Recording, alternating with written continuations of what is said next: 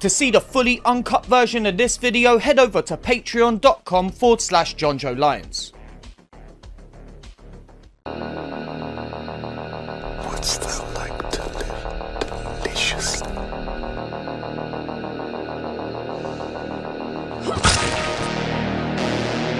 Chaos reigns.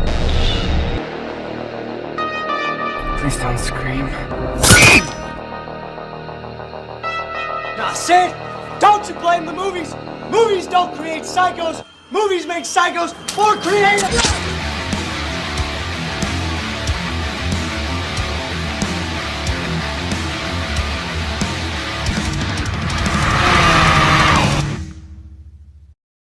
What's happening? My name is Jonjo Lyons, and today I'm here to present to you my review for Blood Feast. Written and directed by Herschel Gordon Lewis, Blood Feast stars all of these are. An Egyptian caterer kills various women in suburban Miami to use their body parts to revive a dormant Egyptian goddess while an inept police detective tries to track him down. It's called Punctuation, Herschel. How's it going, my favourite blood-splattered cannibal maniacs? It's that time again. Time to revisit a filmmaker I haven't looked at since 2021. Herschel Gordon Lewis. God, Wizard of Gore was a nightmare. This week we'll be taking a look at Herschel's first foray into the world of splatter, creating a subgenre that most of us love to death. Blood Feast. And I thought this one was going to be pretty simple, just basically a guy creating a meal out of women bits, but then we have the addition of the Egyptian god Ishtar, which makes it pretty interesting. Plus, woman stew sounds delicious. I've come to accept it, but I'm never going to get to try human, am I? Can't eat human, can't be human. It's not f***ing fair. If you've seen Wizard of Gore or any of Herschel's other films, then you'll know what you're in for. A terrible but blood-soaked and highly entertaining piece of classic cinema that you're gonna love. Prepare yourself for some of the best performances in a horror film that you've ever seen. But before we get into all of that, I just want to remind you, you can see this video completely uncut and early at patreon.com/Jonjo Lyons for as little as $3 a month. That's it. Want to see the uncut videos, get all the Patreon exclusive stuff, and gain access to the Discord? Go over there now. And as most of you know, my short film Better Anything is currently in pre-production. You can still claim some of the awesome perks over on the crowdfund, so I'll leave the link for that in the pinned comment and description below. And finally, if you haven't seen it already, please go and have a look at my Christmas special for December. In that video, I reviewed 24 Christmas-inspired short films that are pretty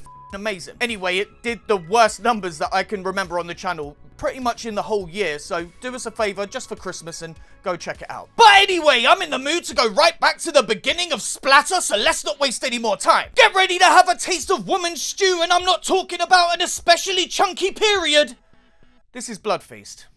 The movie begins with this woman, who has lovely hair by the way, entering her home and turning on the radio, where we find out there's been a murder of a young girl in the nearby Rogers Park. After acting super shocked, the woman turns off the radio and goes to the bathroom to get undressed. The woman places this book on the side, the hilariously titled Ancient Weird Religious Rites, as we cut to her having a soak when she's attacked.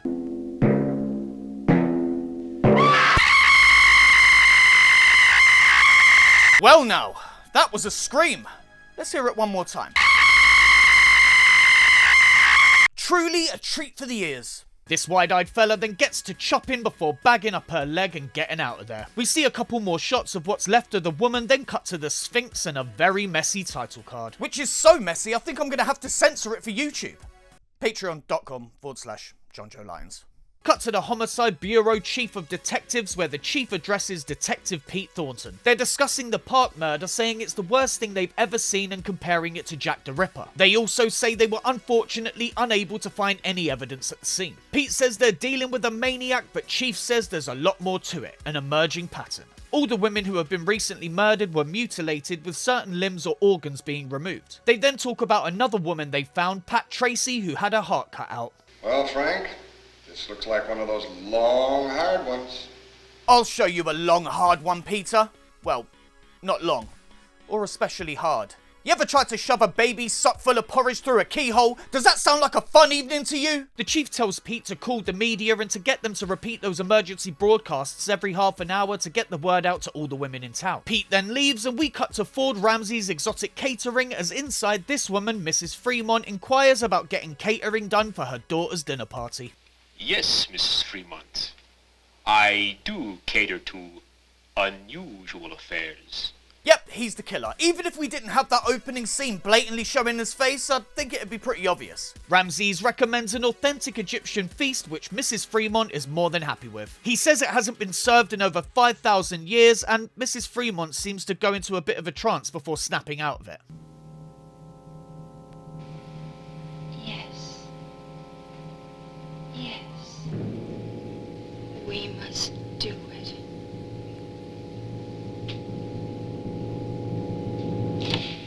Mrs. Fremont. And you might be wondering, does he have special powers? Maybe. Never comes up again.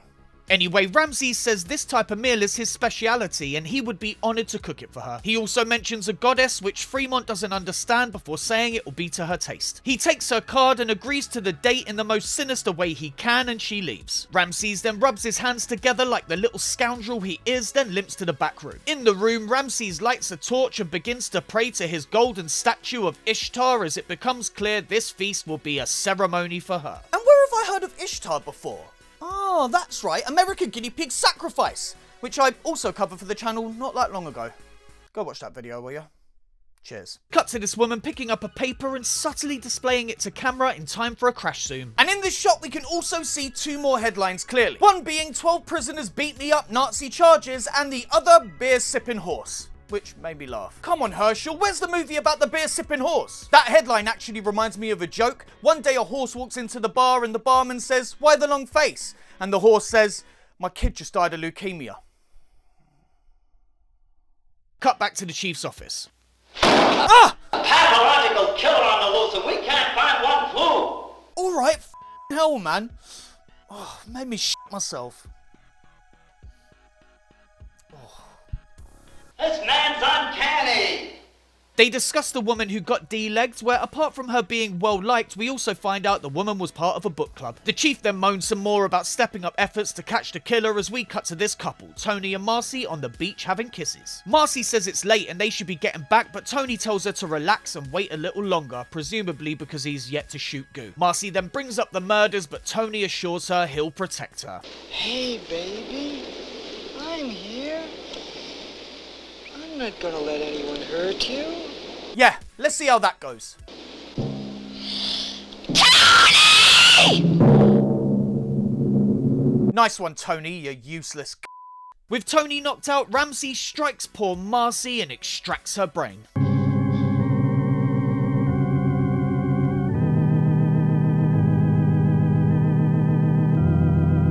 And then there's this snake by the brains.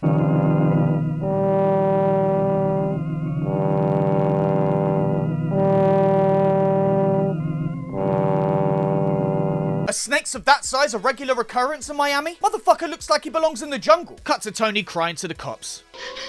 She wanted to leave. She was scared. It's all my fault.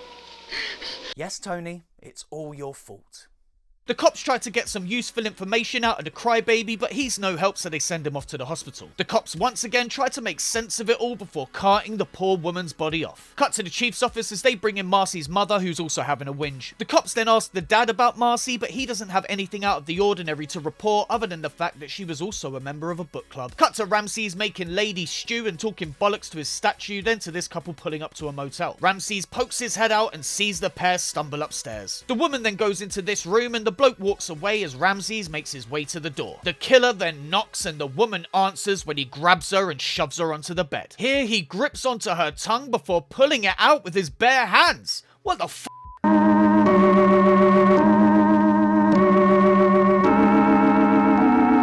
Really? I'd have to assume that'd be super difficult to get a proper purchase on.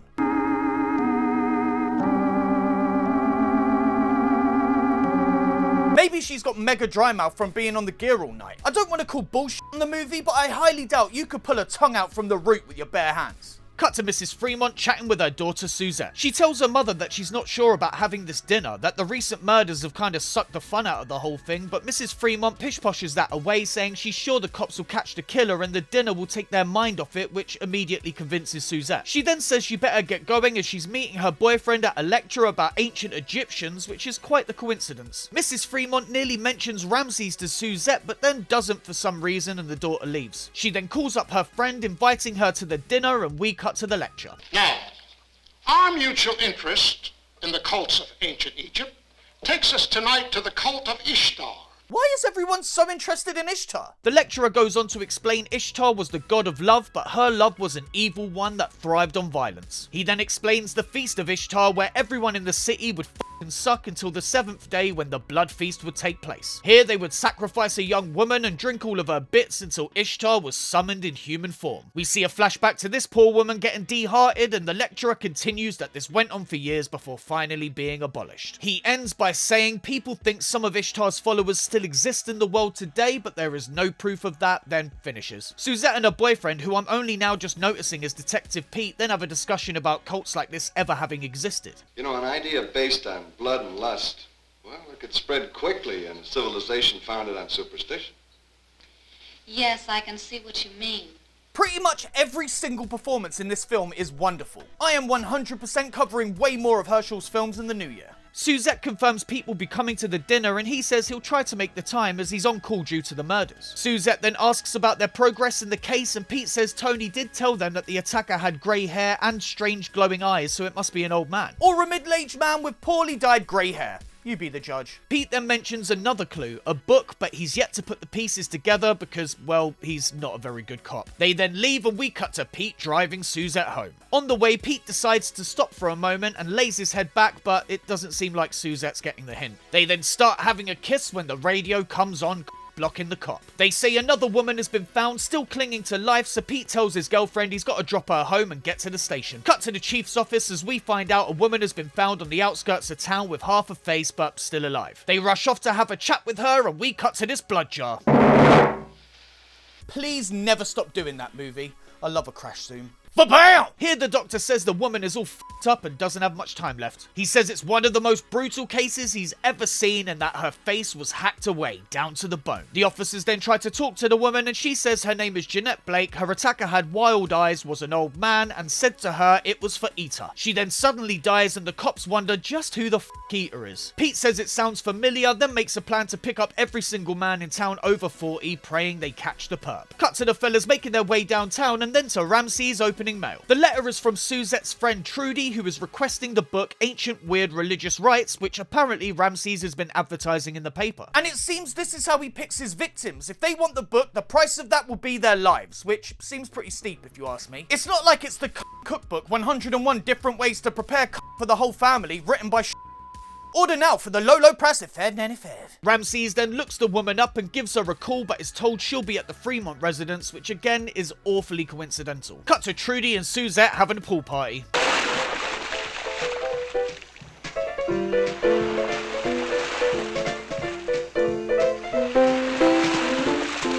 And look at Trudy, good lord, she's more breast than woman.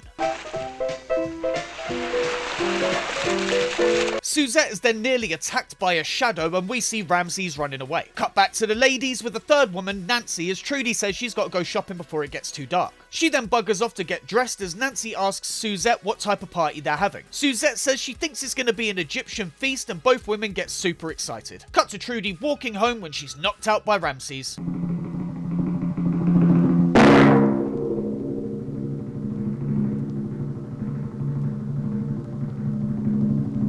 He kidnaps her, leaving her bag behind, and we cut to the cops discussing her disappearance. The chief then goes to check on some suspects when Pete makes a call to Suzette. He says he's going to be late to the party and tells her they're working on finding Trudy when he's told about the dinner theme. Fuad Ramses?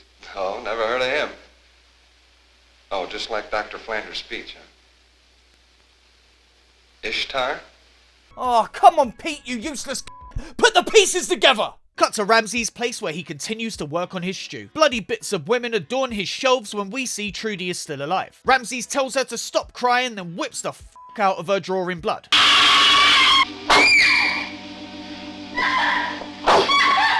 Give yourself up to the gods. Trudy passes out, and Ramses takes this bucket, placing it underneath her to catch the blood. Back with Pete, he finally makes the connection between Ishtar and Eater and calls up the lecturer, getting more information on the blood feast. He then asks the lecturer about Ford Ramses and is told he's the one selling the book in the paper. Pete finally realizes that's the book they found at the first woman's house, then calls his colleague to send cars over to Ramses' store. Cut to Ramses putting that tasty bit of leg in the oven, then checking it 2 seconds later to see it's fully cooked. An air fryer, that's a pretty sick oven for the 60s. Cut to the police arriving and breaking into the store. They head to the back and find the statue plus poor large-breasted Trudy dead.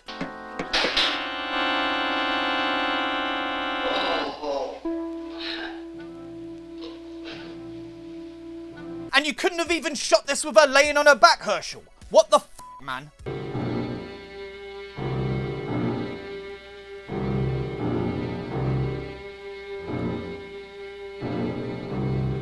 Anyway, Pete brings the chief up to speed on the blood feast before suddenly remembering that Ramses is catering his girlfriend's dinner. Cut to the party, which just looks so dull. Suzette tries to get Nancy off the phone with no success when Ramses greets Mrs. Fremont. He announces the feast is almost ready, but to make it authentic, he must ask for the assistance of Suzette. Nancy still keeps trying to get through to her boyfriend when in the kitchen, Ramses explains Suzette's role in the feast, getting her to lay on the kitchen side. And I wouldn't normally blame Suzette for this had she not just been to a lecture where they talked about this very same thing, where the woman was murdered. Suzette! Remember! This was fun. Dr. Flanders said something in his lecture. Hey, you wouldn't sacrifice me on this altar, would you? Thank God.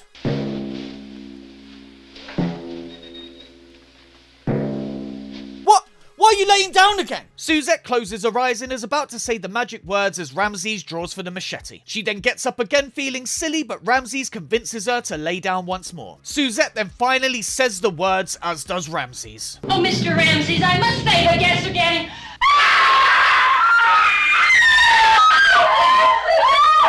Ah, so close. Cut to Ramses doing his best to run away as the cops turn up at the house. Pete goes to check on Suzette and tells Mrs. Fremont the bad news. I'm afraid this feast is evidence of murder. Oh, dear. The guests will have to eat hamburgers for dinner tonight. Okay, that was pretty funny. Pete then tells Suzette about Trudy and her boobs being dead, which I think probably could have waited. Oh, Pete! He tells her to get some rest and gives her a kiss before going after the killer. Cut to Ramses running with the cops in hot pursuit. He chucks his blade at them, then jumps in the back of this dump truck as it drives away, but this turns out to be a pretty big mistake.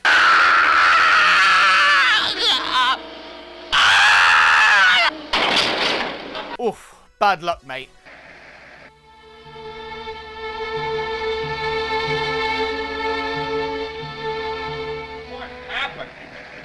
And also, how does this kill somehow look better than a similar one in Maxine? Pete then explains his entire process of putting the pieces together about Ramses as if we didn't just watch the film. He then wonders if there are any more in the world like Ramses and goes home, leaving the body of the killer in the dump truck. We then cut to the statue to see she is crying blood.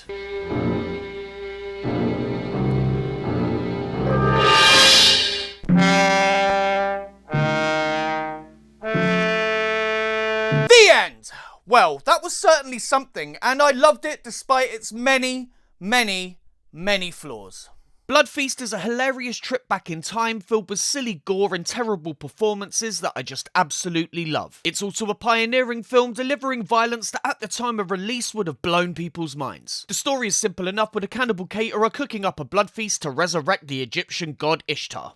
Fair enough. Going in, I didn't expect anything near that level of complexity, and if I'm being completely honest, was kinda disappointed at first. I was just after a simple man killing and eating people story, but fair enough to the filmmakers for wanting something more. What follows is a bunch of women getting bumped off as the lead investigator almost purposefully doesn't clock what's going on. Oh, and what's with all the coincidences in this? Pete being Suzette's boyfriend, who on her own is interested in Ishtar, while at the same time the killer is hired to cook for her party, not to mention her large-breasted friend also being interested enough in the subject to order a book for herself. Good lord. Onto the characters, and everyone is terrible. I think my favourites would have to be Suzette and the Chief for their extremely strange performances. I also read that the Chief's actor was brought in at the last second when the guy who was supposed to play him backed out. A similar thing happened on Wizard of Gore. Aside from them, Pete was whatever and Ramses was hilariously villainous. Cartoonishly so. Next is the gore, and this is the entire point of the movie. I guess the most impressive looking gore was Marcy's brain removal, even if that was just a bunch of guts dumped on top of her head. Then there's the tongue removal, the de-legging, and Trudy's ripped up body at the end. While not amazing, they gave it their best shot to be shocking, and as I said, I bet audiences at the time were repulsed. Also, I love how red the blood was, Giallo style. Production-wise, again, this isn't great. It all looks like a cheap 60s TV show with sound and editing problems throughout. I got by on the charm, but I could see it annoying others quite quickly. I don't know. I really enjoy shit like this, so if you do too, maybe give it a go. All in all, I had a lot of fun with Blood Feast. It's a poorly made splatter film that paved the way for many more movies like it to come. It's got some insane performances, fun gore, and a villain who is so clearly the villain it's hysterical. Highly recommended for a bad movie night with beers. And maybe a bowl of woman's stew. So that was my review for Blood Feast. What do you lot think? I really enjoyed this one, even if it is the same quality of the worst 60s Batman episode that you've ever seen. I think I said something similar in my Wizard of Gore video. I genuinely can't wait to cover every single movie that Herschel has ever made, and you can look forward to those videos coming very, very soon. The Gore Gore Girls is going to be my next one. I just like the sound of that title. I also just love the style of these early splatter films and would love to recreate it for my movie if I ever somehow get that made. Apparently a movie about a woman who shits out of her and then goes on a slasher revenge spree is hard to finance. Can't imagine why. Grow a backbone, Hollywood! The gore in this movie, while amateur, can still be super satisfying, like Marcy's brain removal where they just dumped a bunch of guts on her head. Speaking of which, if you want to see Trudy get whipped to completely uncut and early, head over to patreon.com/Jonjo Lyons. There you can find the uncut version of this video plus others with more stuff being added every single week. There you got the uncut reviews, Patreon exclusive reviews, slasher comic breakdowns, and the Discord. And all that can be yours for as little as $3 a month. You can pledge more, I really appreciate it as I need the extra money to enter Better Anything into a whole host of film festivals in 2025. It's going to be a hell of a year. So that's it for another week. Like the video, leave a comment, and click subscribe if you haven't already. My name's Jonjo Lyons, and I just want to take this opportunity to genuinely thank you for yet another year of your support. 2024 has been the best year of my life, and I really mean it when I say none of it would have been possible without you. From the bottom of my heart, thank you, and look forward to a much bloodier, much more grotesque 2025. Cheers.